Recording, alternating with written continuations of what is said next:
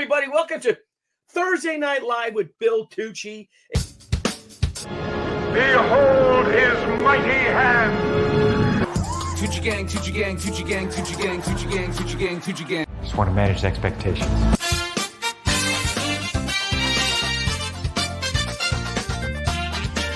Move now.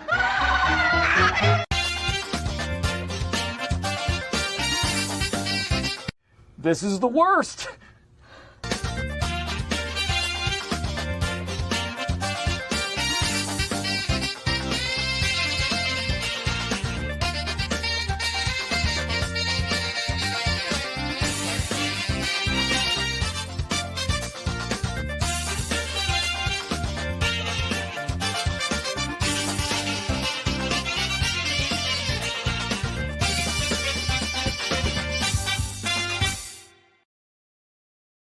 Hey, yo!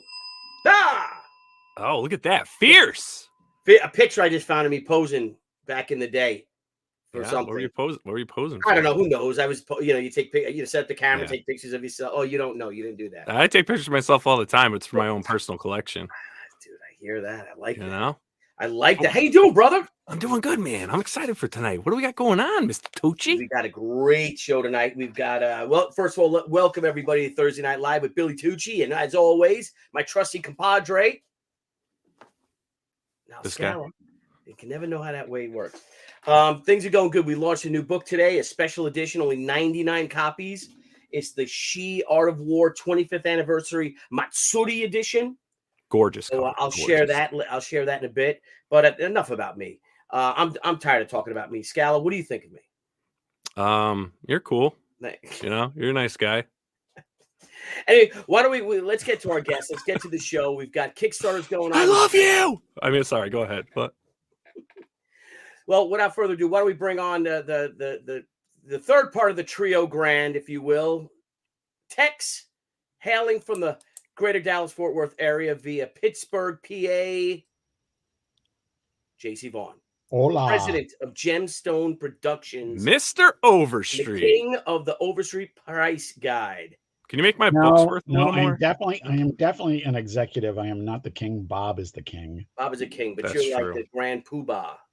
Yes. You're like Fred Flintstone. I'm much like Fred Flintstone, only different. Right. But I was really interested to see with that photo you showed that even back then you were a poser. Thank you. Oh. The bell. What can I I, feel like say? you have, I'm like, Lord of the backup Dance. bells. I'm Lord of the Dance. You are. I am. What kind of dance? Flatley. Anyway, let's bring in another guest right now. Let's get somebody more interesting in here. All right, yes, let's get someone more interesting. Jeff, you've got a campaign that's live now too. We're going to cover that. You want to give it a little hint? Is it Al Capone Vampire Hunter? Al Capone Vampire, no hunter. Vampire, that's right. He's the vampire. That's right. Al Capone Vampire #2. That's what. Okay. Both Kickstarter and Indiegogo. Excellent. Well, we're going to hit that campaign, but let's get to our guests because they got very short time. Someone who I had the pleasure and the privilege of hanging with a couple of times last week in Florida. Debbie and I got to hang out with him and Amanda and celebrate Amanda's birthday. Ladies and gentlemen, the one and only Mr. Jimmy Palmiotti. What's up, Jimmy? Hey guys. Hey, look at that camera. What's happening? That camera is so cool, Jimmy. It is. It's called a Illumina, and that's what everybody should be buying. Yeah, Illumina. We're not sponsored. We're not sponsored. No, not sponsored. It's just good. Good. I wish they would sponsor me. Then I'd be handing them out to you guys. Yes. So that's it. We should reach out to them. But anyway, guys, first, let's bring in the one, the only, the man, the myth, the legend, a true king, a man who's born the day before me, who I'm born the day before you, Jimmy. Is Johnny's? I didn't know. Three Johnny of us are born August 12th, 13th, and 14th. No kidding. Yeah, you know. Yeah, so, I did not know that. It makes sense now, though. Yeah, we're all Gindaloons. So, yeah, guys, without further ado, our great friend and just brilliant comic creator, Mr. John Romita Jr. What's up, Johnny? Ladies and gentle people, how are you? And it's Yes. I'm the 17th. I'm not the 14th. Oh, you're the 17th. Oh, okay. Yes. Oh. We're in the same zone now. Still Yeah. close enough. The reason why is because the parents were getting busy in the wintertime. That's it. That's it. That's it. Gas Staying warm. Is that 9 Oil months? was Yeah, it's like expensive yeah, back then. it's like that's December. Think about it. Yeah. Yeah. Lousy So weather, nothing to do in Brooklyn back then. Hey, they couldn't afford Christmas presents. They had to keep warm. You know. Yes, I guess our song, the three of our songs is "Baby, It's Cold Outside." Yeah. Oh, there it is. We got our moms liquored up. And listen, it wasn't easy for them because my brother was alive and the rooms were very tiny and the walls were very thin back then. Where did your parents live back then, John? It was it's now Bed-Stuy, but it was the Brooklyn, and they got to Queens after I was born in the Brooklyn hospital. We went right to Queens There after you I was go. born. There you go. Yeah, I was born in Brooklyn. I think Billy, you were born in Queens, right? I was born on Long Island. Queens is on Long Island, wise guy. I was born in West Islip. Yeah. Queens and Queens is Brooklyn. born on Actually, Long- so is Queens and Brooklyn. Brooklyn are on Long Island. The Yeah. only part- Hey, we got a bunch of great people here. We've got Stippling Vaughn. We got Fritzy Schnitzel, Dan Genovese, Marcus Killebrew. Good to see all you guys. Good to be seen. Al Nickerson, Jerry Roscoe. What's up, Jerry? Good to see you. Fool Killer 3644. Did either of you guys ever work on Fool Killer? I love that book. No, it was like Never worked on Fool Killer. No. It was like Hey Johnny, when you four- clean up your house, do you find a bunch of these all over the place? When you Hang clean on. up? I haven't seen one of those. I find them all over the place. They used to glue them on. I guess when they got That's right. when That's the right. when the Back in the day. deadlines were crappy, they used to glue them on. But Oh we my always God. liked the lettering on the page before it had to be inked, so that it was less to ink. Yeah. Oh my The God. days yeah, they before used to do Photoshop. Paste them. That's right. I don't know where it's from though. Wait a minute. How long? When did they stop actually lettering on the art boards? How long ago was that? I want to say because in the 90s I was getting stuff lettered, and then as the 2000s came, it was like all of a sudden nobody was lettering on the board. Like the end of the 90s, I remember it because Rick Parker was complaining about not getting that much work, and I was like, yeah, they do it digitally now, and I think what happened was that they loved that the lettering wasn't on it because they could do a separate file, and then when they sent the books to like Italy and Spain, and they would be able to, put their language on it without using the balloon space, do it digitally. So, yeah. You know the story about Marv Wolfman and the letterer on the book he was working on, right? No. The letterer was asking for pages or something to that effect from the book when it was returned. And Wolfman was saying, you didn't do anything, something to that effect. He's paraphrasing, but the letterer had the pages because he was the last one to work on them. Oh, he no. cut out his balloons and sent the original artwork back to Wolfman. Wow. Wow. I'm guessing he never worked again in I comics. don't know.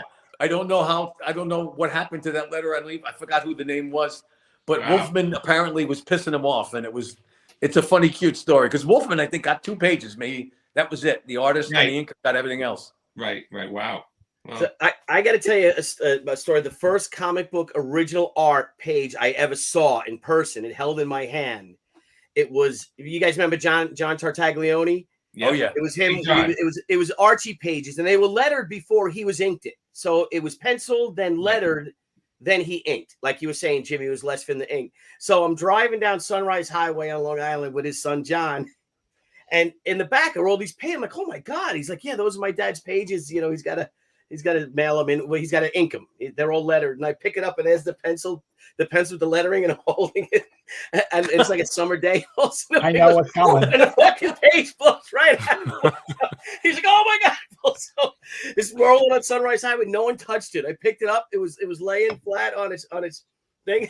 I'm like, holy shit. Tartaglione and Giacoya Yeah, Frank. were 2 of the biggest wise asses, but the nicest guys in the world. Yeah. Great guys to hang around with, and they came to my house all the time when I was a kid, and that's where I got the Junior from. Not because I was JR, because they just called me Junior derisively. Oh, okay. Oh, really? Yeah. Just to get you going. Secret origin. Yeah. So speaking of of days like that, and we were just talking on the pre-show. I'm doing a new book. If you guys remember, Jimmy was a part of it. John was. I think you were exclusive and you couldn't do it. I remember asking you, but you couldn't do it. But we did a book called Senryaku, which had 36 individual short stories told through double-page spreads by some of the top artists in the industry. I mean, we had, Jimmy, we had Amanda, we had, oh my God, George Perez, Jim Lee, Silvestri, Terry Adam Moore, Hughes, Jeff Smith. Yeah, Damn. it was great. Of all the art, I found all the original art. I have a lot of it I bought or was gifted to me by buddies of mine, except for one. There's one page that's missing, one story that's missing, and I finally tracked it down on the internet. And Niall and I were working on it today and all. And the creator of this, he's not on the internet. He doesn't own a scanner. I had to fax him. There's actually a website where you could fax somebody something. You type it in and it gets transferred to him. And I'm like, hey, how you doing? I don't want to say his name yet, but I did times with him in the 90s and all. Great creator, tremendous. Very, his body of work is tremendous. So I hope that he gets back to me, and then one of his friends I was able to get into contact with him. He said, I'll try to find him. I'll try to talk to him to try to get that original art, because I'd like to produce the original art and then tell him that I'm doing the book and all. But he doesn't, like I said, he doesn't have a scanner either. So we were talking about fax machines and all, and going back to the days of FedEx. So now everything is done digitally. Like you draw, whether you draw a page traditionally like we do, or people draw on the computer, or Jimmy's painting on the computer now and stuff like that. But back in the day, remember, we had to send pages in FedEx boxes. Oh, Billy, you remember when we were doing Realm Press, when Mark Haynes and Jim Corrick and I were doing Battlestar Galactica? Yeah. In 2000, about 4 years before it would have been cool to be doing it. We went out of business because of the FedEx bill. Oh. Yeah, we don't even have a FedEx bill now. Jimmy, let me ask you a question. How much do you despise working on Blue Line since everything is scanned now? Do you hate it, or is it okay? Is it okay with you? So I think every once in a while I'll ink a cover, or if it's somebody I know, or somebody I want to ink, which is like less than 10 people. Otherwise, I don't ink too much. But the last time I worked on stuff on the Blue Line, I started going half blind because I couldn't see what the hell I was doing. And my last inking gig officially, where it was for DC, they sent me a book, and they said, with a note that said, can you fix the hands and the feet? And this guy's costume is wrong. Can you fix that? And this and that. And when I opened the box and I looked at it, it was a disaster. And I put it back in the box, and I said, and I wrote a note, I'm no longer inking. Don't call me anymore. And I put it, and I sent it back. I think it was Joey Cavallari was who I sent it to. And I was like, I'm done. I'm officially out of the business. If I got to redraw, because what happens is, and you know this, like I started getting, because I would fix things and I can draw, and I also have Amanda around and say, Amanda, what will you do with here? Because of that, I started getting all these guys and girls that didn't know how to draw. They hired them, but they never sent the pages back, or they never corrected it on the pencils, because they're like, Jimmy will fix it. Don't worry, he'll fix it, And I think some of the last stuff I inked you at Marvel for the it was a Vision story, and I did I forgot about that. I apologize. If it's you, Johnny, I jump at it, because you're one of the easiest persons to ink. I think one of the top 5 easiest people, and I'll tell you why. Because I used to go over to Al Williamson's house and watch him ink you on books way back when. And I used to watch Al, and Al would say, look at all this he's doing. You can either be black or you can make it lines. It depends how lazy you are today, Jimmy. He used to say that to me, because remember when he inked you on Daredevil, he would break up the blacks. He would go in and do lines. And he said a lot of that, Jimmy, is because I don't feel like putting the brush in the ink bottle. I don't want to. He goes, so I kind of do lines, but I mean, the stuff he inked over you, the Al did over you, was some of my favorite. I mean, agreed. Yeah. And he said something that was so ridiculous. He said, "You're easy. I just trace you."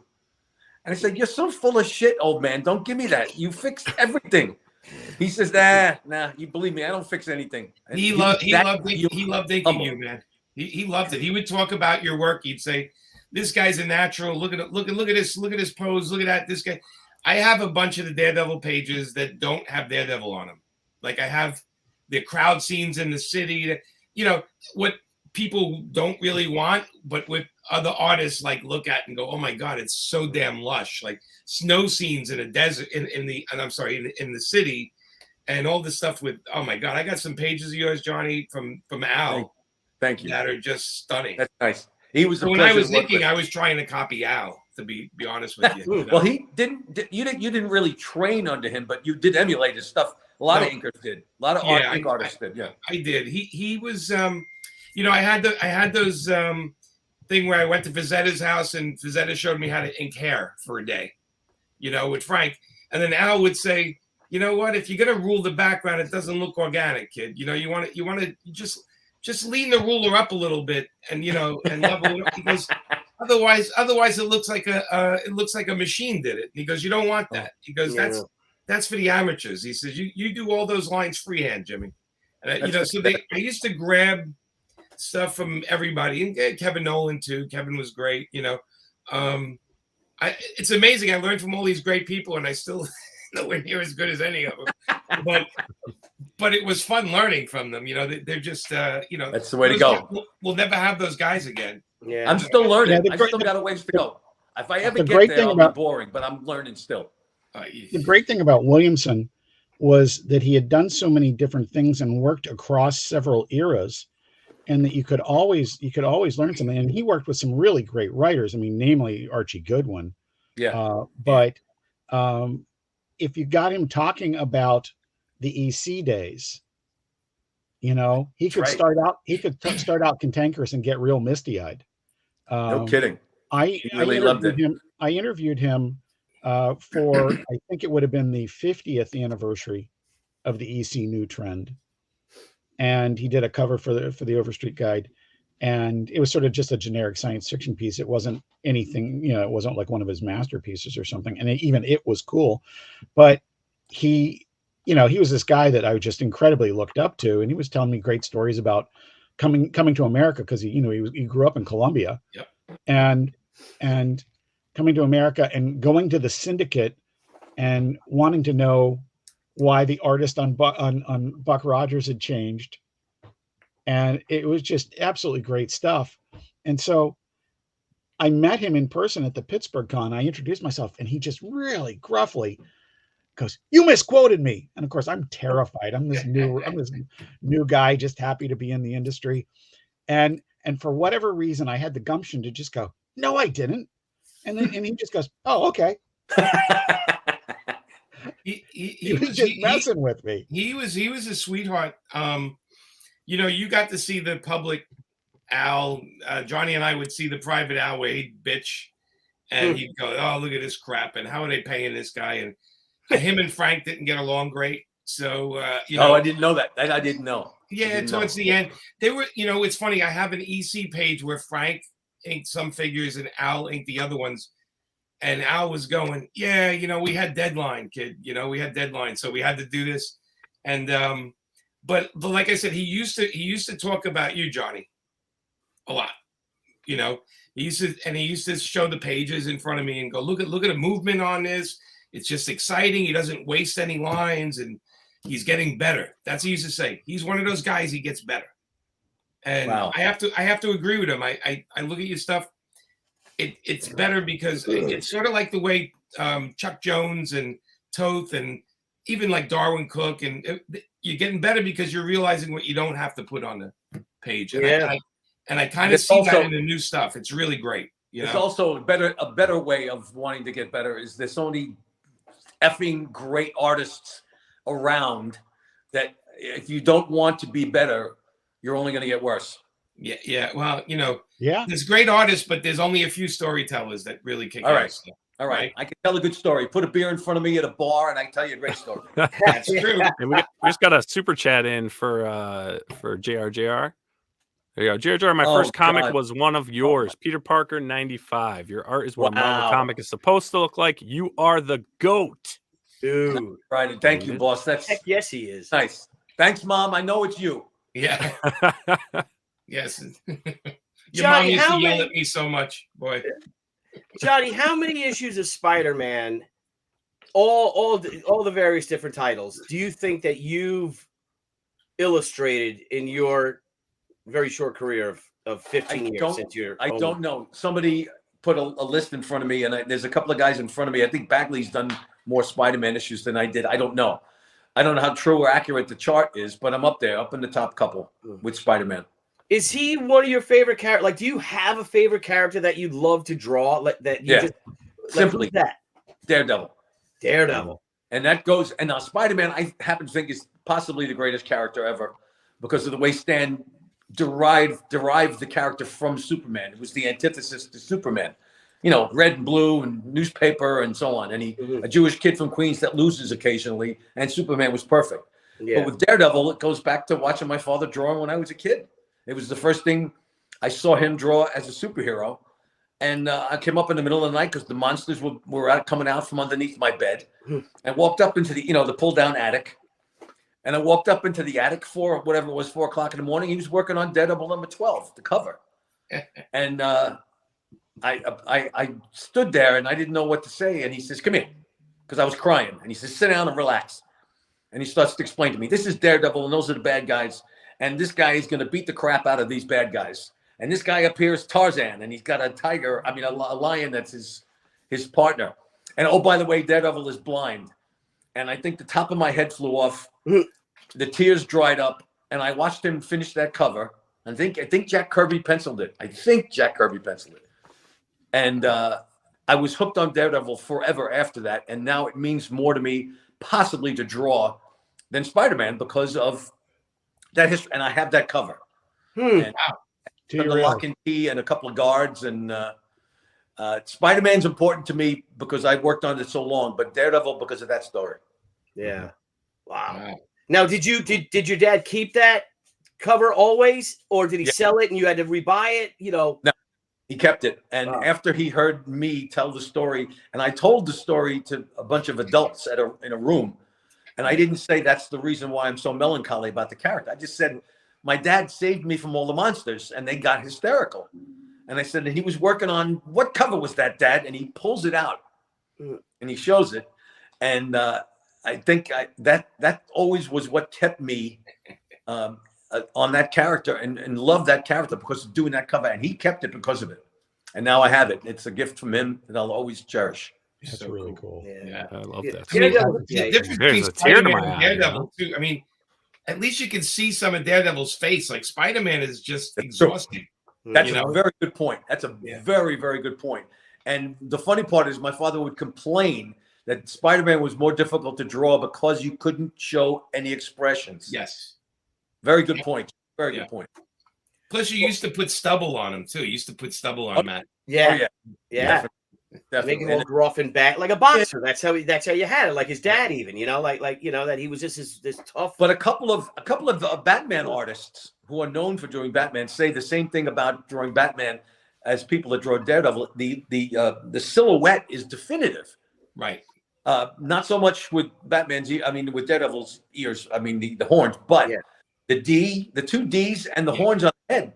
That's a distinctive silhouette, just like Batman. And no cape, no. It's just lean and mean with the cane. Once in a while, you see the nunchuck type thing there. Very balletic and a very balletic, graceful character compared to awkward Spider-Man. Definitely. I loved your dad when he did Daredevil too. I loved. Really enjoyed it. Enjoyed it. It's the only time I got to ink your dad was your dad did a pinup of Matt and Foggy and everybody in the office for a book we were doing at Marvel Nights, and your dad penciled it. And I said, "You're gonna ink it?" And he put it on my desk, and he said, "No, you're gonna ink it." And I was like, "No kidding, no kidding." That's a great story. I inked it. It took me forever because I was sweating it. And then he looked at it and he goes, "Nice job." He goes, "You're looking too much at my stuff, though. You should have been more of you." And I'm like, I said, "I was." And he goes. And he gave it to me as a gift, so that's like one of no kidding. Yeah, wow. Have it on the wall. Yeah, have it on the wall. It's like one of my prizes in the house. That's a great story. Yeah. Jimmy, work when you were younger, very younger. Who influenced you as an artist? I gotta be so we're talking about late 60s, early 70s. So as soon as I saw Conan with Barry Smith, I saw Jim Stranko. Those Captain Americas by Jim Stranko, Kirby stuff I loved. And then Bernie Wrightson and Kaluta, like all these guys. Yep. When I was in high school, it was like, Bernie Wrightson. Bernie Wrightson was the first professional I ever met, and he sat with me and took his time and showed me what brushes to buy and everything. And I was in 9th or 10th grade, and but I loved all those guys. I mean, I Stranko and was like one of those ones that stood out. Like I was looking at something like that looked otherworldly a little bit. Yeah. And then I I started to fall in love with Master Kung Fu, and then I would see Paul Galassi doing Stranko, but on a monthly basis, which was kind of nice. But Bernie Kaluta, I love Kaluta's like the Love Shadow Kaluta. books he was Yeah. doing. Yep. And Barry Smith, every Conan issue that came out, I bought, got better, and then he did that Red Nails story. And and I was like, okay, well, if I was him, I would just hang it up at this point. This is better. How can it get better?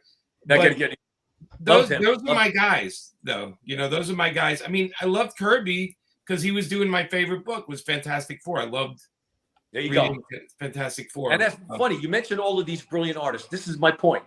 When I was a kid, my father said there's always somebody bigger, better, stronger, smarter, better look, or not better looking, but anyway, bigger, better, stronger, smarter.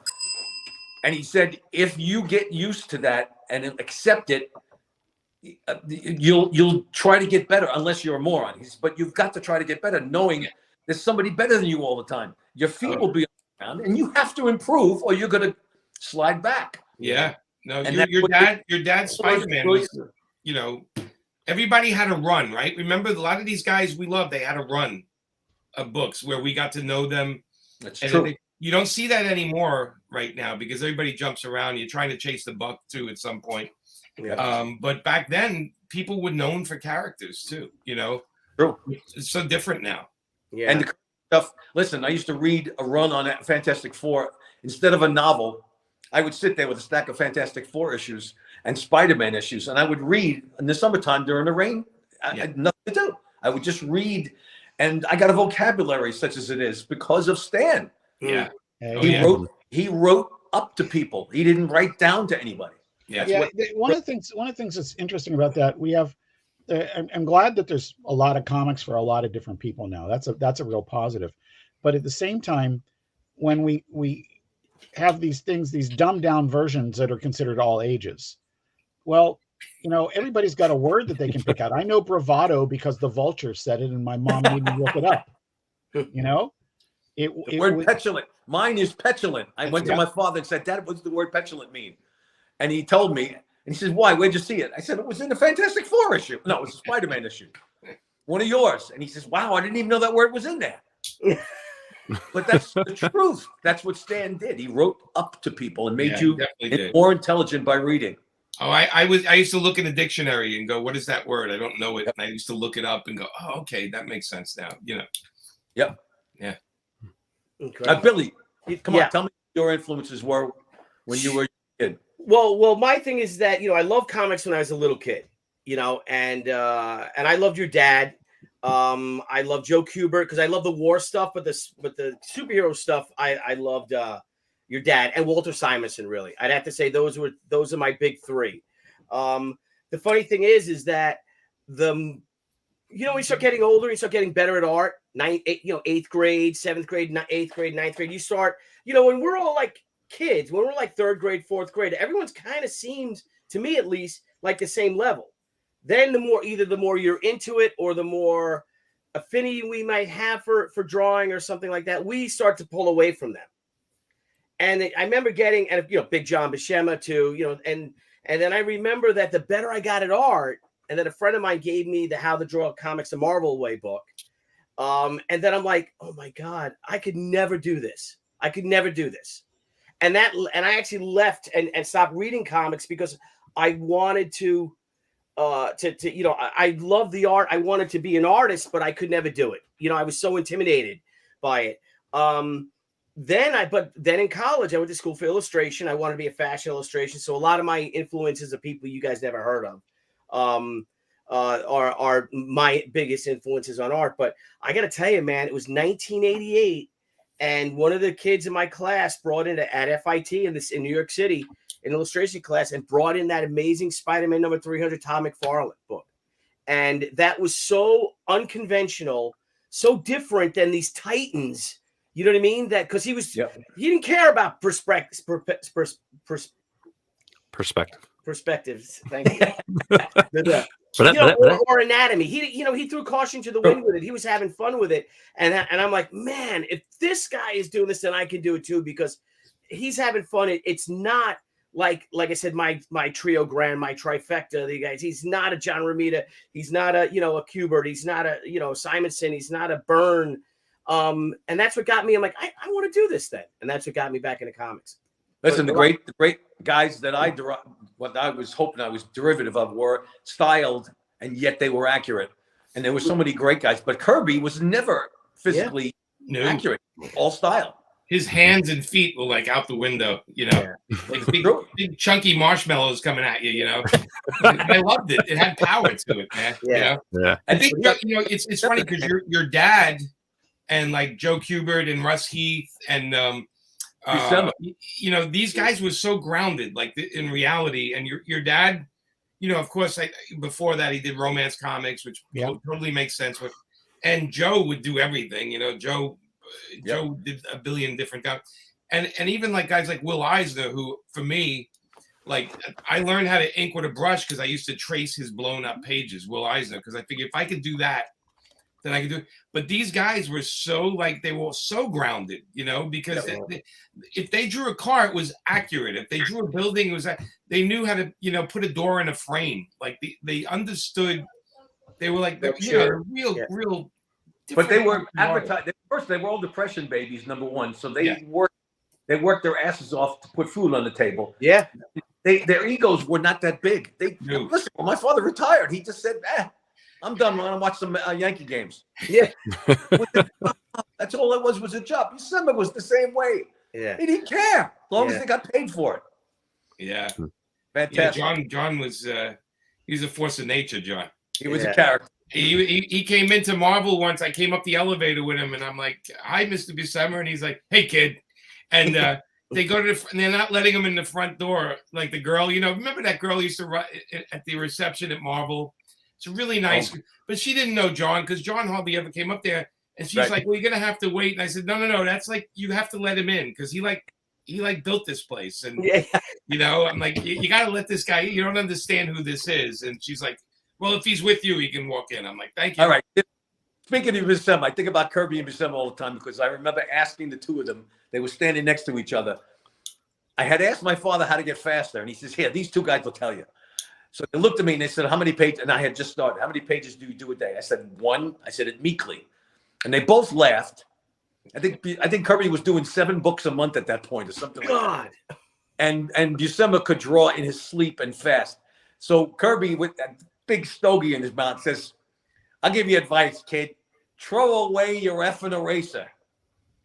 And Buscema says, yeah, throw it away. You don't need it. First thing you do is the best thing you do. And it stuck with me. Now here I am telling the story 75 years later, but it was a true story. They said, don't overthink. Don't use the eraser too much. The first thing you do generally is the better thing you do. It helped a little bit, but I still thank God for inventing erasers. I swear to God. Hey, can I ask you a question, John? And also, if you remember, like what Kirby used, when I do my pencils, I'm using this and probably a 2H and then maybe an HB when I want to get it in. Yeah. What lead do you use? Same thing, 2H to do roughs. Yeah. And then I off HB mechanical pencil that I don't have to. That was the other thing. Buscema said, do you have a sharpener? I said, yeah. Why? He says, forget the sharpener. Throw it away. Get a mechanical pencil and you won't have to stop to sharpen your pencil. Right. Yeah. Brilliant. That's it. 2H hard lead for roughing in and then B soft mechanical pencil 0.5. Yeah. Oh, the bigger one or the little one like this? The black one. Hold on a second. Grab it. Oh, here it is. It's like a 005 or something. Yeah, 0.05. Yep. Yeah. Okay. Okay. And the 2H is the turquoise. Yeah. Oh, okay. Yeah. All right. Okay. 2H mechanical, and I don't have to sharpen anything. It's great. Right. Same thing with those guys too. Is that what? Because their pages look heavy. I've seen Xeroxes of John Buscema's pencils and stuff, and they looked like he wasn't using a 2H. It looked like he was using an HB or a softer lead. But Do he you was know? doing majority, and I was working for Roy Thomas as an art consultant back then when his pages would come in, the Conan pages.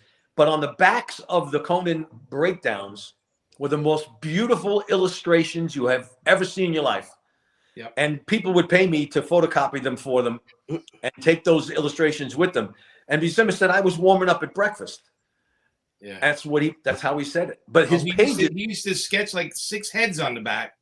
Yep. And then you turn around and there's the page you have to ink. I inked them on a FF book once, and the backs of and there were breakdowns, which was unfortunate because it was Same thing with Conan. Yep. Yeah, and but the backs he had full blown illustrations on, and I'm like, oh, why didn't you do that on the front? That would have been so much better. He was amazing. He was amazing, and he was just as gruff as Toth or Kirby. But he was a sweetheart. He just tried to put that veneer on. Yeah. Yeah, we just got another super chat in here. With style, layout, and execution, JR is the only artist that naturally embodies Toth. Wow, that is a true. Wow, that's one of the bigger compliments I've ever gotten. Thank you. I don't know. Yeah. I don't like. Listen, I'm Sicilian, so don't put the word execution in anything about me. John, I got to tell you that. But thank you for that compliment, boss. Thank you. Yeah, this image right here is one of my favorites. There's another one of Spider-Man over traffic with the cars beneath him. But your cover for the Amazing Spider-Man number 600, my God, like holy shit! I was asked what my favorite cover was of all time, and this is the one. Really? Wow. Yeah, I got lucky, and because of the black, the blue of Spider-Man going into the black, it was a little bit of an effort trying to get it right. And I see little tiny mistakes right now looking at it, but that's not the point. It's one of my favorite images I've ever done, I have to say. I look at the left leg with the window frame. Is that what you're talking about? No, underneath his crotch. Yes. That pillar is supposed to come down to his forearm and past his forearm, and I messed it up. Oh yeah, look, I see it's missing right there. Yeah. Yep. It's funny. I see that poster, that cover, a billion times, and I look at that damn spot, and it drives me effing nuts. Well, you should fill it in now. You can fill it in now. Good. Get somebody to do it in Photoshop. If someone asks you to sign the cover, just fill it in and then sign your name. You still have the original or no? No, I don't, because I'm stupid. I did a cover with Joe Quesada, and I was Xing off the blacks, and I missed one on a Batman cover, and then that cover is everywhere, and I see a tiny little X in the corner, and every time I see it, I when I sign the book, I always fill it in because I can't help it. Yeah. I'm getting the heave ho order from this beautiful blonde. Awesome. All right, John, we're gonna let you go. I just want to I just one last thing that everyone seems to be talking about. The internet's going crazy about the book that dropped, I guess, yesterday. Your latest issue of Spider-Man. And I know you can't give too much away, but can you give us a little bit about this? What is up with Mary Jane and her family and her husband? Good God. That's the rhetorical question. I don't have to answer it to you. There it is. It is what it is. It says what it is. I can't tell you any more than what you're looking at, and you'll find out what's going on very shortly. Yeah, and from what you were saying in the pre-show, you guys got some real big plans. It sounds very exciting. That face in the 6th panel, boy. I got Zeb Wells, Scott Hanna, and Marcio as color and ink artists. I got 3 artists working on. We have 3 artists working on it, and brilliant writer. That's why this book is spectacular, because of those other guys. And it's pretty much it's going to shock people, huh? The outcome of it. Oh yeah, there'll be shocks. You will be shocked and pissed off, but then listen, that's better than not paying attention to it at all. Yep, that's true. All right. Well, John, thank you so much, John Romita Jr. We love you, man. It's a great honor to have you on here. It's my pleasure. I get to hang out with Palmiotti. It's very cool. Hug your wife for me, big man. I will. You too. Same to yours, buddy. I know she's lurking over there somewhere. Yes, tell Kathy Wiz and I, and we hope to see you guys soon. We all got to get together, hopefully at a con. If you guys are going to San Diego, find a quiet place, that little tiki bar, and have a drink. No, listen, let me do this again when I have my laptop. I have no power and we have no internet. So just so you know, I'm holding my phone up. Oh, all right. I didn't know that. Shoot.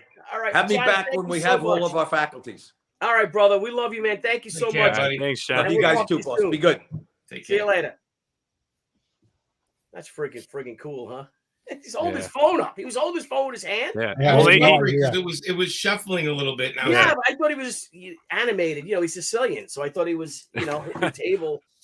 he it's the called me Italian like show twice. tonight. He The called me like Italian twice show. today about the storm. He's like, "We got this big storm coming, this and that," and I was like, "All right, man. Well, just There was a let's play it by ear." there was a chat in the chat earlier. Dan, we were talking about the words we learned from comics. Yeah.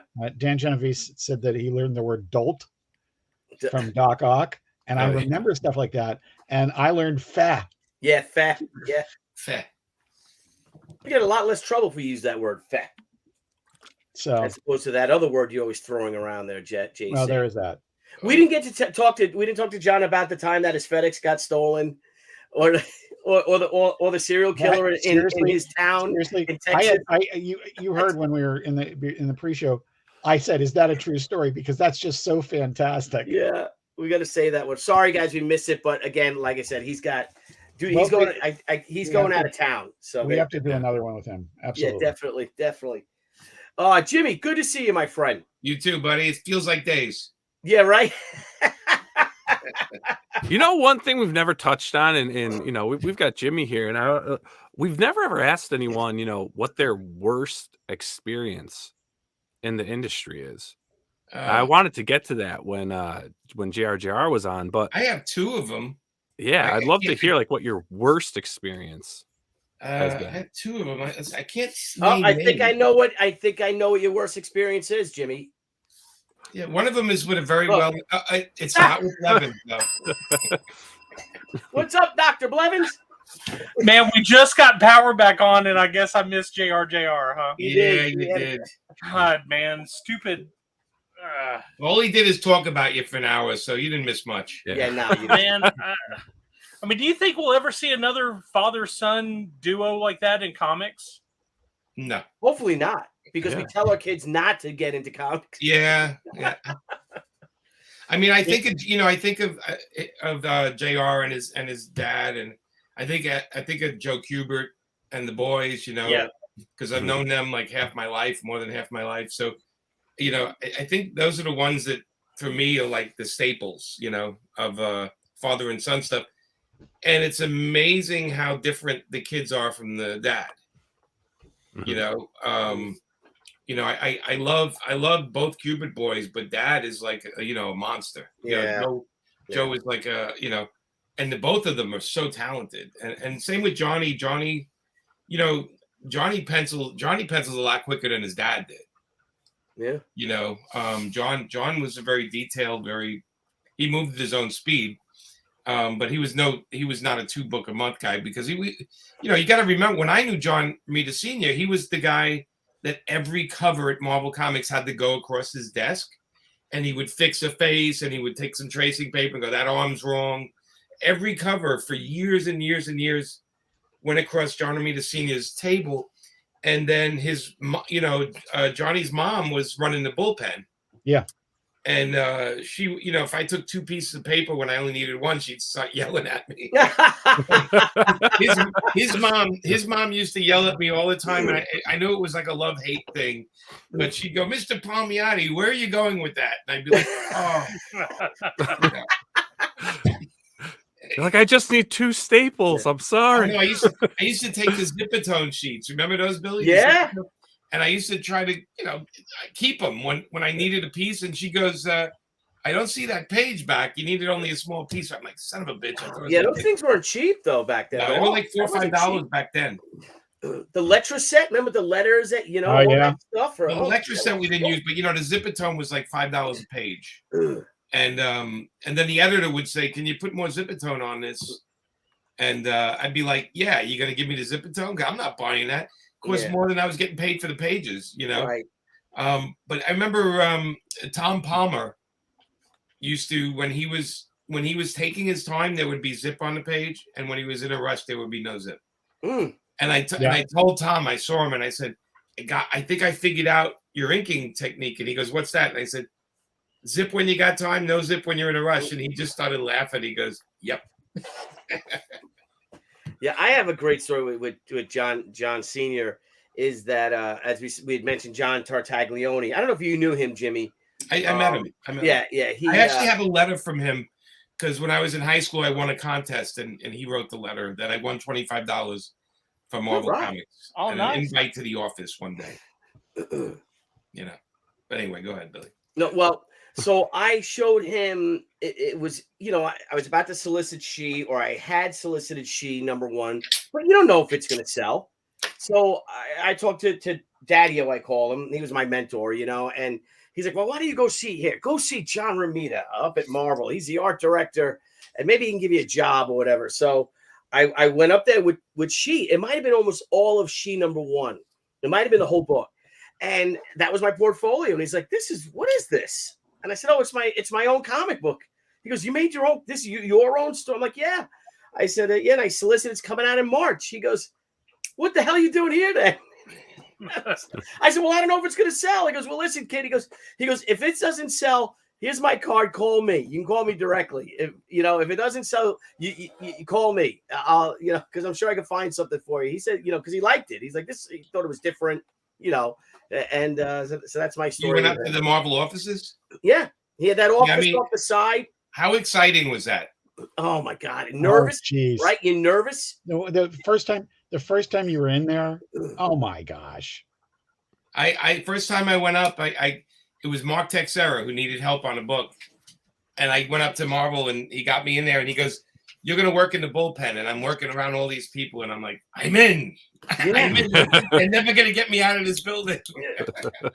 Then he started robbing the place.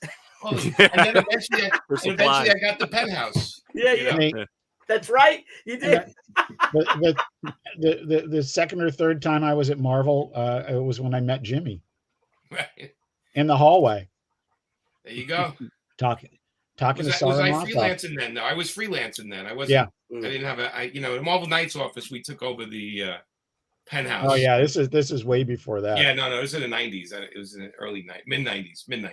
Yeah. Then on the way down of meeting John Romita, I'm walking outside, and first person I run into is Joe Quesada. I'm like, oh my God, you're Joe Quesada. He's like, yeah. I'm like, how you doing? I just came up from Marvel, blah, blah, blah. I'm like, every day. You want to look at my stuff? He's like, yeah. It was really nice to me, looking at it and stuff. He's like, oh, that looks great. Good luck. Well, up he went. I'm like, wow, I met John Romita and Joe Quesada in one day. So that's my story. Crazy. Nice. Yeah, I wish I had some kind of stories like that. I think all those stories, I don't foresee any stories like that really happening nowadays in comics, but it is great to see the foundation of how comics were made, and then kind of disappointing to see where they are now. Well, I had a guy. I'm doing a book now. I can't say what it is, but he's inking the book. This guy, this inker, and he writes me a letter, and he emails it to me, and it's photos of me and him in Portugal. He met me when he was 12. Wow. And he said, oh, you were so nice to me. You looked at my work. You talked to me. Now I'm making a book you're writing. He goes, what the hell? And I was just like, how cool was that? That's great. Yeah. I mean, he was 12. Yeah. We all need stories like that. When I was 18, I was working at Lone Star Comics in Arlington, Texas. And Walter and Chris Claremont and Terry Austin came down for X-Men Teen Titans. And we must have bought like 900,000 copies. And it was in working in the back. I ended up sitting and talking to Walter for like an hour. He could talk, boy. And he and Louise were both so kind. And then years later, when he's DC exclusive, I was able to hire Walter to do a Thor cover for the price guide. And so this guy who was like, really influential to me, he calls me while I was inking it and talks to me for like 4 hours. It was great. That's great.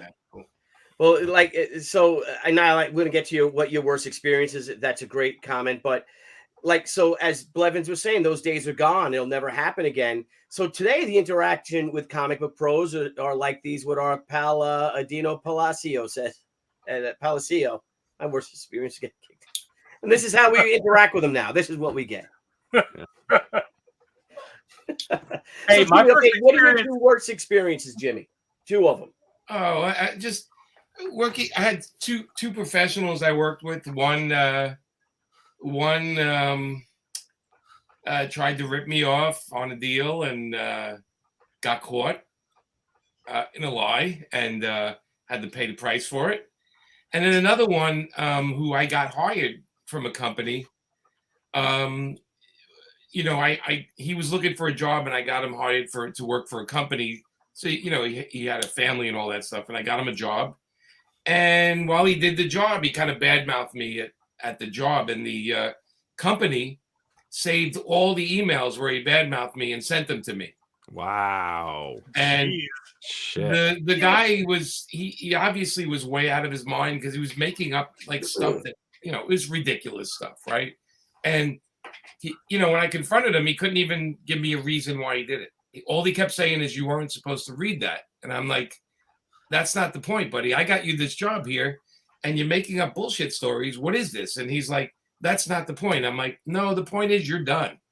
And so I had 2 experienes out of a billion great experiences, right?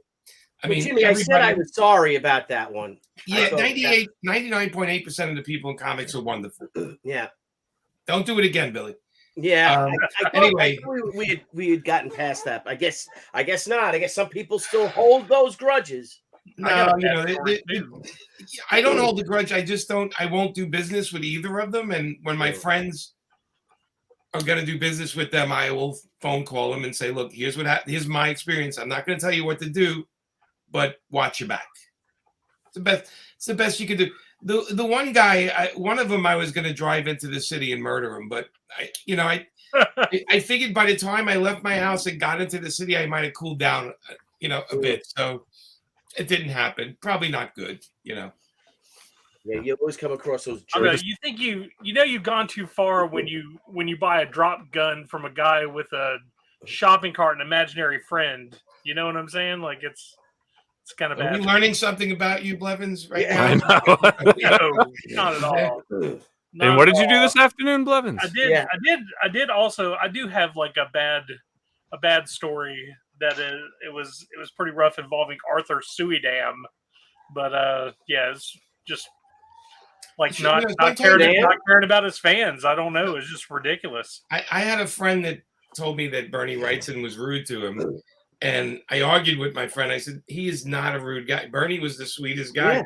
And I said, take in consideration, he may have had a bad day. He might have got bad news or whatever.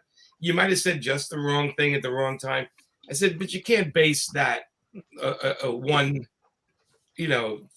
interaction on a guy for the rest of his life. That's not fair, because we know. Bernie. Bernie, right. Bernie. I'm guessing George Perez was mean to me, Right. Yeah. Well, we all have Perez stories, but anyway, I'm kidding. And we got a super chat here. Thank you, Apple Pits. Jimmy, love your work on Amalgam. Why no character switch after the 96 Marvel DC crossover like they promised? Any potentials that were discussed? It's Amalgam. I love how you pronounce that. Amalgam. Yes. Yeah, that's okay. I love that. It's funny because it was pretty successful.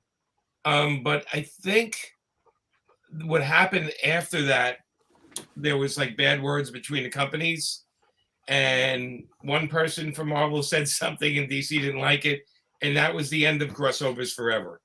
So we were really happy. I was really happy to work on Amalgam because I got to ink Dave Gibbons on the book I did. So I was super happy about that. But I love those books. But again, it was actually politics, and it was actually just somebody said something stupid and another person didn't like it, and that was it. And it made everybody money, which makes no sense. And absolutely, one of the things that success makes people forget failures, right? Yeah. And one of the things about Amalgam was 2 years in a row, in the days before that, the conventional wisdom was that January, February, March sucked for retail in comics. Right. And that 2 years in a row obliterated that about March. Nobody talks about that anymore. It's not even part of the conversation that March is supposed to be bad. Right. It's because Amalgam came and blew it away. Right. 2 years in a row created the precedent like, oh, March isn't so bad. Right. I mean, it used to be that with movies, right? Remember January and February, you'd have all the stinkers. Yeah. And those, by the way, were my favorite months because they would always put out monster movies and stuff like that. January and February. So I always liked that stuff, Did Well, you guys I see the trailer? Yeah, sorry. I love Bruce Wayne, Agent of S.H.I.E.L.D. was one of my favorites. That was good. Man, I like the Legend of Dark Claw when they did the animated version. I thought that was with Ty Templeton when they did the Wolverine Batman. But I was going to say, it's funny. Like right now, everybody's going ape crazy over Spider Boy, but I don't think anybody remembers that Spider Boy was in the DC crossover and he was in the Amalgam universe. I'm a grown man. Robin as Spider-Man? Look, I'm a grown man. I could care less about something called Spider Boy. It's just not. Yeah. No, I know. Not But my I'm just realm of saying, reading. right now, it's hot news right now in Spider Marvel. Baby though. I'm in. Is it Spider Boy Spider Baby? Mud-slinging toddler. Yeah. Is it Spider Boy Wonder? Is that what it's supposed to be? Not Robin Mud. and Spider-Man? Yeah, it was supposed to be Superboy, and that was during the time that they. I'm waiting It's not for Spider Ben. Spider Ben is the comic I want to read. Spider Ben, Uncle Ben. Yes. Yeah, Uncle Ben was the original Spider Man. Spider Ben. We'll see that in the comic next week, by the way. So I'm just saying, nobody's You talking heard it about here first. Nobody's talking about Spider Boy from Amalgam Universe when that's when it was first used. Only you. Huh? Do you have a lot of copies of that? Is that why? I'm not a role model. I'm not a doctor. You know what I'm saying? So I'm Billy, not a what are you rapper. gonna say? What trailer did you see, Oh, Billy? excuse me, but since when aren't you a doctor? Right. I can forward you some of the pictures that were sent to me, and I will definitely let you know that I am not a doctor. The trailer is for it's for the film Last Voyage of the Demeter. Oh, about it was awesome. Dracula's Yeah, that travels looks cool. It was good. from Demeter to England and what happens on that ship where he kills the whole crew. Oh yeah. And if you guys remember in the book itself, it's a chapter and it's called Captain's Log is the chapter. And they say it's a brilliant short story, just a terrifying short story of whatever 12 pages it is or something like that. And someone's made a film on it and it looks incredible. It looks terrifying. That just imagine you're on this ship in this storm, you know what I mean, on the Atlantic Ocean, and all of a sudden people start dropping off, the night watchmen, all the animals that are on board the ship, all of a sudden they start dying every day and their blood is being drained. And then Dracula starts hunting these people on this old sailing ship. Just, why did none of us think of this to make a movie like this or a comic 25 years ago is beyond me. Because I just think it's a brilliant idea. I'm going to go see it. So Have Debbie you will go see seen it. what they do in the shadows, Billy? What? You ever see that show, What They Do in the Shadows? No, not yet. No, you were telling me about that. That's funny, right? It's three vampires that live in Staten Island. It's fantastic. I love that show. Is it on Hulu? Yeah, it's on Hulu. Yeah, It's on Hulu now. Yeah. It is great. It is. Who's that? Who's the English actor there? I love him. I don't know. They're all three of them. I love the girl. They're all brilliant. The girl's doll is fantastic too. Yeah. That is a good show. Everyone should check that out. It's funny as hell. Yeah. Real quick, I just saw this. Sibling one, order 3659 for she. I know you're talking about. Can you elaborate on that? Yeah, what does that mean? Vaughn, is he going please? to order 3,659 copies of she? I don't. Maybe he did. Yes, he Thank is. you. Yes. Oh, thank you. Maybe that's when Jeff. was JC, saying- don't you have your He just starters backed up it now, right? And that was his number. Well, I don't know if we've ever had. Yeah, because I don't. Maybe that's in total that we've sold that amount. I'm not sure. I don't remember. But Debbie does all that anyway. I'm not smart enough to do that. Just got another super chat for Billy here. I don't know if you want to read that, Billy. Hanging out with Billy has been one of the best experiences in comics I have had. Are you kidding me, Jerry? His example of betting on himself inspired me, and now my first Kickstarter is launching May 1st.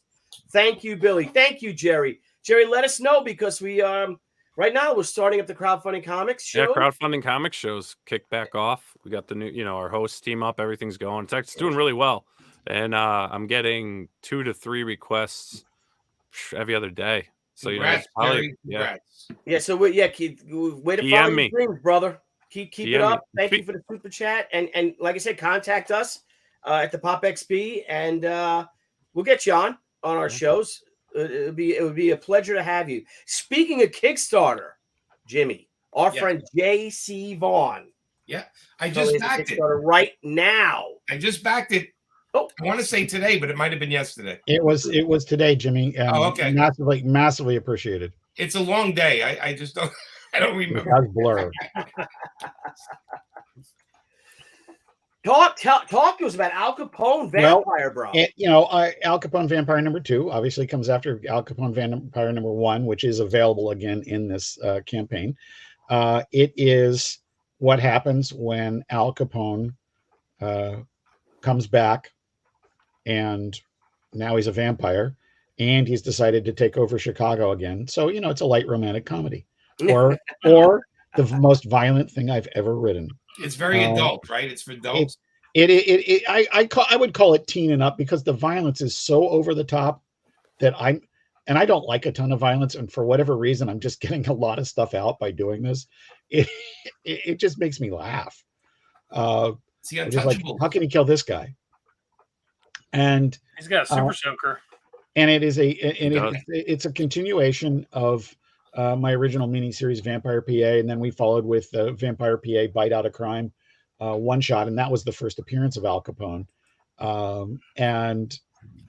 What's really been great right now, I'm working on #3, which is the vampire origin of Al. It's like how all this happened. Oh, I thought you said orgy. I was going to get it in. Oh, hello, Hank. You would probably. It's like I got to back it again. It should open with an orgy, and it's just a pile of girls, and then you just see the bullets fly because he's underneath all of them and he wants to get out. Well, what did he have? Didn't he have like undiagnosed syphilis or gonorrhea? No, it was not undiagnosed. He was paroled on compassionate reasons. At that point, the syphilis, Niall, you know that, was just really taken over, and it was the early days of antibiotics. They were able to eventually arrest the progress of it, but it left him with the mental capacity of a 12-year-old. Wow. Oh no. And then he became a vampire. 12-year-old. Yeah. And so what I we'll get into in the origin is how he's back being himself again as a part of all this process. But he's of course himself, but a vampire. But that's issue 3. And issue 2, we've got a choice of covers. There's 5 covers in the Kickstarter, 5 in the Indiegogo, and there's like 1 in each is exclusive. So there's really a total of 6. There's a glow in the dark cover in both. It's the same one. I had so much fun. You read your comics in bed at night, right? Well, I wish that the inside was glow in the dark too. That would be really cool. Yeah, that would be cool. But I was at San Diego last year when I got my advanced copies of that and of the glow in the dark, and it's a homage to Punch Comics #12, that great skull cover. Yeah. And I deliberately left the books out in the sunlight in my hotel room in San Diego. So this is the glow in the dark this time. So that's going to work. It's going to work so well. Gorgeous. Yeah. Great. And I love the silhouette because you can look at it and you can tell it's Al Capone right away, even though you don't know.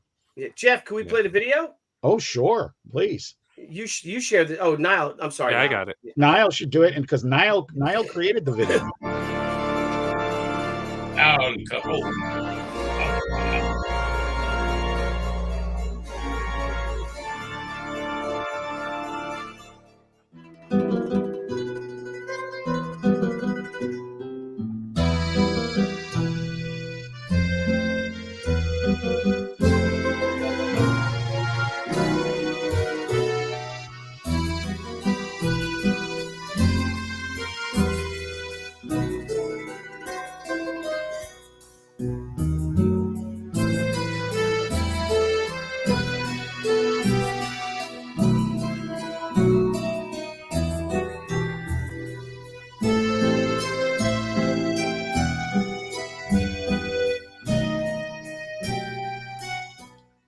Hi, I'm J.C. Vaughn, creator and writer of Al Capone Vampire.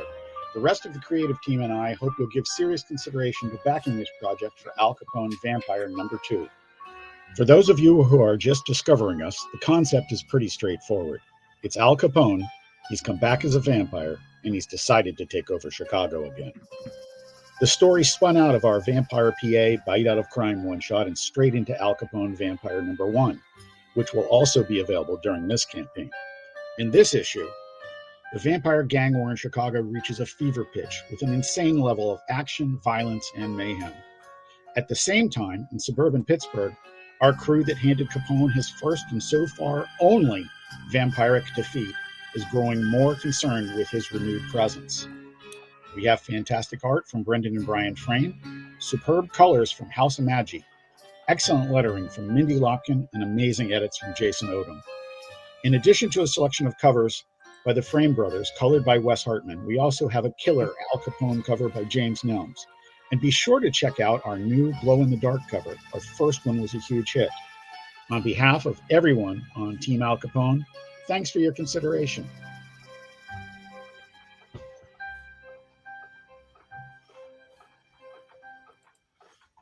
Very Dude, good. Brandon I looked like he like had when- some fangs, bro. Oh, you're over 1,000. JC, I like when Oh, your head dude. turns to Al Capone at one point. It's your head and then Al Capone's head. Yeah. That was great. Good Very job, good. Niall. Now, Thanks. JC, this is also I'm on glad you caught Indiegogo that. as well, correct? Sorry, Billy, I didn't hear you. It's also on Indiegogo, correct? It is Excellent. How is it doing on Indiegogo? Around the same? Oh, there it is. a little less. A little less. Yeah. Can we And scroll that through is- that one and see the rewards on that now? It's mostly the same. There are two additional things. There's individual pieces of art on each campaign. On this one, there is the original art for the Untouchables cover, and on Kickstarter, there is page 1, the page 1 splash, which is just gorgeous. Mm. And so the other thing that you can get on the Indiegogo that's different is there's 2 characters that can be named. One is a police officer and one is a police detective. They are going to show up a little bit in the next issue and big time in issue 4. Oh, excellent. Excellent. The little You stab signed of the book? immortality for someone out there. JC, do you sign the books? I do. I take care of that in the surveys on Kickstarter and on Indiegogo. It's a choice. Oh, okay. Cool. Excellent. Jeff, historically speaking, did Al Capone ever settle in Pittsburgh or run operations out of? No. I think there's some pretty reasonable assertions that he passed through there, since he was a New York guy going to Chicago and back and forth. So that's sort of how he ended up there in Vampire PA. He makes a comment about it doesn't smell like Pittsburgh used to smell, which because when I was a little kid, it smelled like steel nose. But one of the great things in number 3, we actually have some actual Al Capone prison documents that are in the book, and there was a photo in it, so I had the Frame brothers replace the photo with line art. But it's so much fun, and I've probably taken longer to write number 3 than any book I've done in recently, because everything I keep stumbling on, I keep on coming up with cool things to do, and it's just a whittling away process. But it's really solid, and we've got, and for people want to know whether the series is going to hang around. I've got a Howard Chaykin cover in the bag. I've got Aaron Lopresti. I have 2 from Simone Gigliomini that aren't colored yet. He's the Italian artist who did Near Death at Image. And so I'm really looking forward to this thing continuing to unwind and then wind up. Yeah, I got an idea for the 3rd one. Okay. What I you like do is that. you print, you get the copies of 1 and 2, and you give Billy a machine gun, and he shoots the copies. So you get these special copies that have bullet holes in them. Nice. And then Billy can sign them. Billy can sign the bullet I hole. got an Al Capone machine gun. Let me go get it. A Tommy gun, really? Yeah. I mean, how cool would that be, right? It's- Tommy gun comic. Hey, I don't it's gotten pretty bad here, and I can only barely hear you guys. So I'm gonna bounce. I don't know if y'all Doctor- can hear that. I don't know if you can hear it or not, but We it's can hear really, you really fine. loud. Yeah. So, okay. Doctor, All right, stay well, safe. Yeah, we can hear you fine. Maybe I'll If you want the maybe I'll comics- stick around then. If you want to get a comic shot, you just back into someone's driveway and throw the comic out the door. Yeah. So Oh, there you go. There you go. Have you That's got the That's a drum great mag? prop. That's a great prop. oh, you got the drum. Yeah. So, Is that a prop or is that the real deal? No, it's a Oh, prop. yes, of course it's a prop. Break, Niall. break into his house and find out. Yeah, please. What do you mean? I'm just in the room below him. I feel like seeing. Dab, I need a makes me shed wanna wet. The smuggle show's coming from alcohol. inside the house. Yeah. I want to smuggle some alcohol with you riding shotgun, Billy. I hear Come that. on, Billy. Hang Look on at this. here. Come on. Get that thing in there. You're kind of embarrassing us now, here's Billy. Spit on Come it. on. Here's Spit my on it. question. I've already stabbed you to One. death already. In all seriousness, how badly is Billy getting his reputation by taking this long to get that magazine on I there? know. I know. Well, it's empty. It's an empty drum mag. I know. And- That's the thing. Is that It's And got the a next porno question- film in it. The next question is that It's still his called honeymoon. riding shotgun when you have a That's machine how you gun? move. that's true. I got a shotgun too for that. No, Jimmy- you know, it's Jimmy, gotta be that camera is badass, man. I It really is, like it. Jimmy. It's called Lumina, and I think it was like $140 on Amazon. And I got it. I when love you put it, you just put it on top of your whatever Yeah. your computer.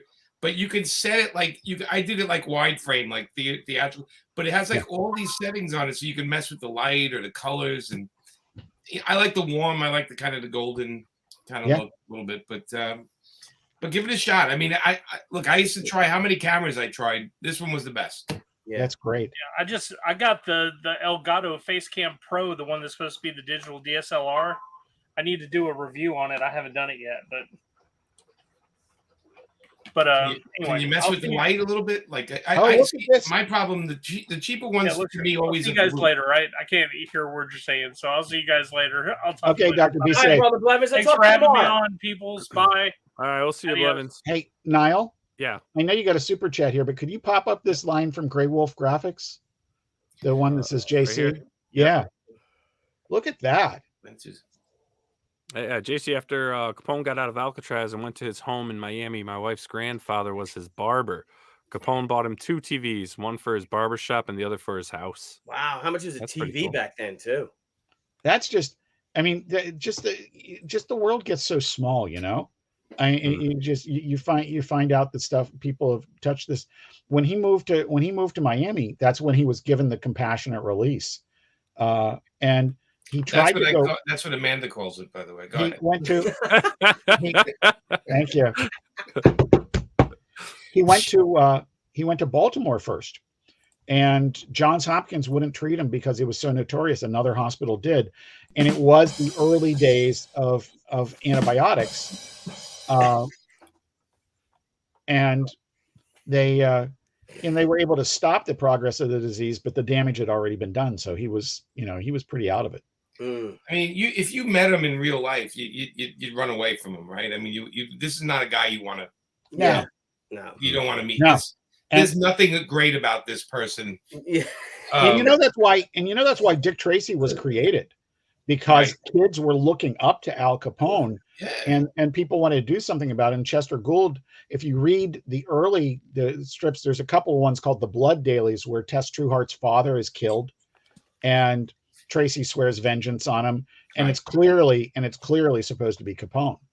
Yeah. You know. Now, just out of curiosity about Tracy, you hear a lot of characters going into public domain. I think Popeye's going into public domain next year. Mm-hmm. We know that Zorro is now in the public domain. Superman is, okay. One of the things about Zorro that for as an example, it's not the movie Zorro.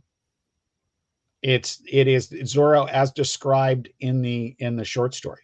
Right. Yeah. But now, is Dick Tracy going into the public domain? I mean, it's coming up. If it's 34 when it first came out or something like that. I don't know. It is coming up to public domain, because I know someone that has planned a project. They're just waiting for it to release. I love that movie. I love that Dick Tracy movie. Yeah. And you know what's really sort of cute? How much Warren Beatty loves it. Oh yeah. He holds Dick it Tracy. hostage. It's a great movie, nice. though. I think it's a great movie. I think it delivered everything. Do you remember was fun. what I know, we got a super chat. big deal it was when it came out? they had T-shirts that had a movie ticket on it that you could go to the midnight showing of. Right. And a bunch of us, we were working at Avis at Dallas Fort Worth Airport. We got off at 11.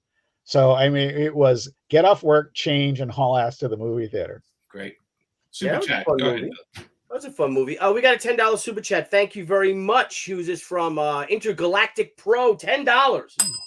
Thank you for today. Scott Adams, cartoonist, was on Dr. Drew to talk about the mainstream papers dropping his strip Dilbert. I asked if he ever liked comic books. They do not read super chats. Oh, did you send him a super chat? So he was on Dr. Drew has a YouTube channel. Have you guys familiar with that? I always thought Dr. Drew was like a sex guy, isn't he?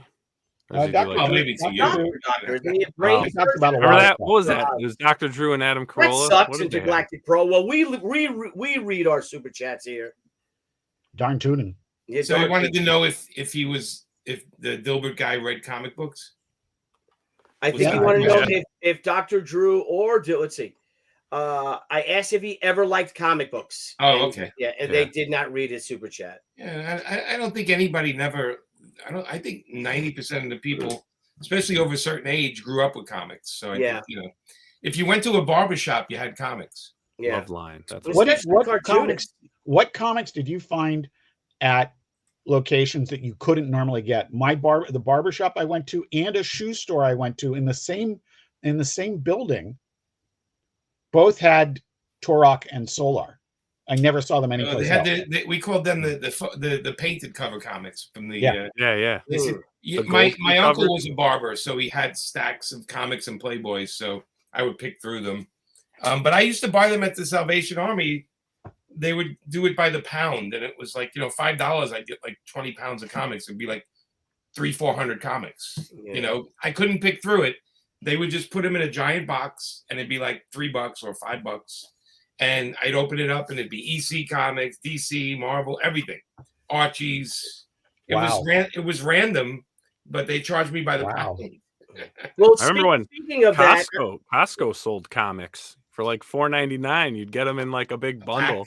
Yeah, like 25, 30 comics for like I remember that $4.99. there was shrink wrap pack. Yeah. Brick of comics. Piece of cardboard in the middle, and you got like 12 on one side, 12 on the other. But what's crazy is some of like key books now are in like I have them because I bought them in those bundles when I was a kid. Love Costco. That's cool. That's really cool. Yeah. Go ahead, Billy. I interrupted you. yeah, no, it's all right. I forgot my train of thought. It was. Do you guys haven't liked anyone of you guys actually like the Dilbert strip? Any? Oh, I Never love it. read it. Love it. Never read it. I think I didn't like the way it was drawn, so I just didn't look at it. Particularly I like the Far Side. particularly the stuff that was pissing everybody off. I thought it was hysterical Far Side was great because it was largely true. Yeah, Far Side, Calvin and Hobbes. The AI stuff was really funny. Hagar. I liked Hagar the Horrible. Hagar. Yeah. I like Dennis I the really Menace liked growing up. I really liked Wizard of Id. But Yeah, those were good. I haven't read a regular comic strip like that I had to read every day since Calvin ended. Mm-hmm. Yeah. I mean that's how I had to start my day. Yeah. That was like appointment newspaper funnies. I love this. Brian Denham said his gun store in Texas sold either an Eternity books. I started doing Eternity books. That's how I started. I used to ink those black and white Ex-Humans or New Humans, and over Ron Lim. Ex-Mutants. Ex-Mutants, and I did a book called Ninja, and oh my god, they were Ninja High School comics. They were horrible. Ninja High School? Oh, that was Arctic, wasn't it? That was No, Ninja High School started at Eternity. Yeah. And Men by in Black. Men in Black was an Eternity. I would like to say that Brian and I, Mr. Denham there, who is the editor at Antarctic, and I went back. He was one of the guys at my comic shop. He worked there. There you go. In the greater Dallas Fort Worth area. Precisely in North Richmond Hills. I'm just saying that for people. Brian's that do also not a know. past guest on the Pop XP. Just saying. Yeah, what's up, Rye? Speaking of graphic novels and comics and in the bundle, I was reached out by one of my high school pals who is now a teacher at my high school that I grew in North Babylon, Long Island. and he's trying to build a graphic novel selection in the library. So if any of you guys have any graphic novels, Jimmy, if you guys have any, JC, of your books, even ones you don't want anymore, not Yeah, of course we love your creator-owned stuff, because I had said, well, some of our books are not really for kids. He's like, oh no, that's fine. They'll take anything. He's got 2 books. I think one copy is She, and the other is my other friend from high school, Stephen Peros' Stoker and Wells. He has 2 graphic novels. So if you guys could, I don't know, Jeff, if you can maybe gather some up, even if you have ones that you don't read that not necessarily yours as well. I know he'd be greatly appreciated that we could donate them. I would also like to say that we could probably hit him up with a few Overstreet books too. See, that would be wonderful if you could. That would be wonderful. Yeah, I got some sex and violence books I can give him. Yeah, thank you. That'll be I perfect. mean, he'll just Give him a couple copies of the Pro. I like Yeah, kids love Jimmy, that. Billy, you can tell Billy missed that the first time. Yeah. We got another super chat. You want me to read it now? No, go ahead. Yeah, and then there's another comment I want to. I asked Scott. Intergalactic Pro, $10 again. Thank you, bro.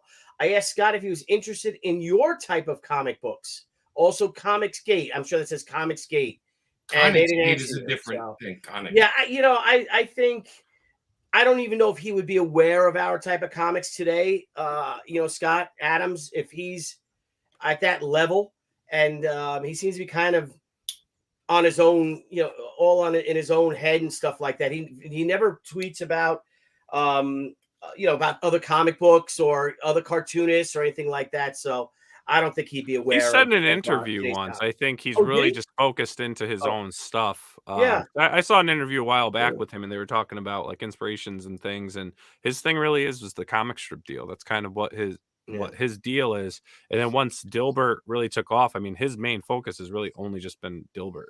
Yeah. In one season of a cartoon. But I do just want to give a shout out to Hojo. The Mythics has 5 days left on Indiegogo. Just throwing it out there before bed, watching the replay with these legends. Hojo looks good. We had him on crowdfunding comics. Hojo's book looks good. The Mythicals, check it out. It's his first campaign. Book looks really good, real professional. Did he hit his goal yet? Or no? Oh yeah, he set his goal. Yep. Yeah, and I think he's gonna try maybe with the success how it does and whatnot, maybe explore a couple other platforms and see how it does as well. So, show him some love, people. 5 days left. Cool. Yep. Please do, guys. And pop it in as much as you can, buddy. Or thank you, Marcus, for popping in the Mythicals. I want to share something, Jimmy. Speaking of that, with JC's Kickstarter success, and we're talking about crowdfunding, how are we doing with this? Hot and messy. That's it's all done. Right. You got fulfillment? Any fulfillment time ahead? Or we everybody except Amanda has there's a certain amount that have a drawing in them, so Amanda's working on them. So there's a good, I think there's like 12 people left, and that's it. Everything else has been delivered. Damn, look at you, son of a bitch. 1,800 backers. Yeah, we only the last 12. Good for you, man. Yeah. Everything's been fulfilled though. Yeah. And you just wrapped Painkiller Jane, which did great. Painkiller Jane's at the printer. But we had a lot of stretch goals, so I just got all the stretch goal prints. I got the stretch goal stickers. I ordered a couple of thousand bags and boards and COAs and packing materials. So my office looks like a warehouse. But we're waiting for the printer, a couple of weeks with the printer, and then Patrick and I get started, getting those out. I want to get them delivered because I want to do my next Kickstarter, but I don't want to do it till everybody gets their books. So yeah. How many stretch goals are you putting together the packs, or do you got your crew, Patrick and the crew doing it? It's me, Patrick, his wife, his kids. Anybody in the comic store that wants to make a couple extra bucks after hours. Yeah. And that's a huge comic shop. We drove by it, Emerald City. What a huge comic shop. It's big. Billy and I were out drinking last week. Yeah, very late. Yeah. Jimmy drove me home. Well, back to my house, which we rented a house. It was fun. Yeah. I mean, because even when I'm like, you guys want to sleep over? And Amanda's like, I'll sleep over. And Jimmy's like, no, we got to go home. Yeah, our own bed was only 25 minutes away. I'm like, but it was great hanging with you guys, and it was wonderful spending Amanda's birthday with her. You guys are a lot of fun, a lot of laughs. That was fun. Yep, and good dinners, man. Yeah, we got almost an hour and a half. Jimmy and I have early travels tomorrow because we're heading up to Boston for the Wicked Comic Con. Hope to see some of you guys there. Yep, please, if you guys are in the Ithacon. Where you What's go? that? Ithaca. Oh, okay. Ithaca, Somebody New has York? to do it. Well, Jimmy, I checked the weather. It's going to be 60. like, yeah, but at night it's going to be like in the high 40s. Perfect. So bring a jacket. Teens. It's going to be in the teens. Yep. And I'd like to say, if I may, I'm going to share my two of my campaigns. Currently, we have. If I can go with the. Let me open a new window for that. Sorry, guys, for my Zombie Sama. I'll go with the door. I'll go with the Indiegogo one because it's still open. The Kickstarter is closed. Obviously, Indiegogo's in demand. The Zombie Sama Dorm of the Dead, guys. That book. We are closing in on our for our Indiegogo. We're closing in on the $40,000 stretch goal, which is our boy Dan Mendoza's adorably undead cheerleader zombie trading card. And want you guys all to know this book is at the printer. All add-ons are shut off. The numbers are set. Debbie is we're doing some overages of printing, probably 20%.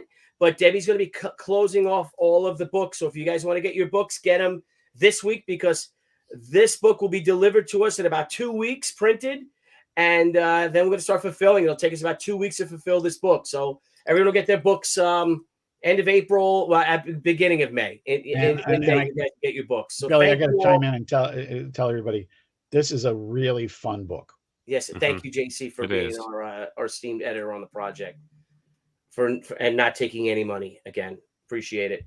But no, John Brolin worked really hard on this book. We've all worked really hard on it. This book is a true labor of love. It's a fun concept. It's a great Rini Strikalski cover, cutting that dude's head off, that zombie's head off that goes flying in the back. She used the hard-boiled cover. She was inspired by Jeff Darrow's cover. Yeah.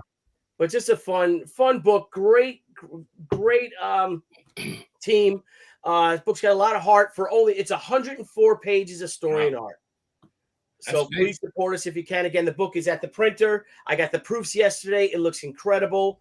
And thank you all for supporting us. And then before I leave, one last thing. If I can go to the store at BillyTucci.com, we have a special book. So special. This book is really special. It's just like you. It's the Shimasori celebrating cherry blossom season at the Brooklyn Botanic Garden. The cherry blossoms are in peak now. And it's just a thank you, Niall, for putting this book together, being our designer. I can't zoom in on it, but anyway, but this is our book. There's only 99 each of these made. They're all signed. They're all numbered. If you see that little number down there. There's only 39 left. Yeah, 39 left. And then we have metal edit. We have a print. The original art is sold. Should be marked sold, but it's not yet. That's my son calling me. Then we also have our metal editions. So this is a metal. There's 20 left of our metal editions, and they're gorgeous. It's an actual metal cover. Again, only 25 of them are made. We sold 5 of them already, and it's only $100. Are they signed?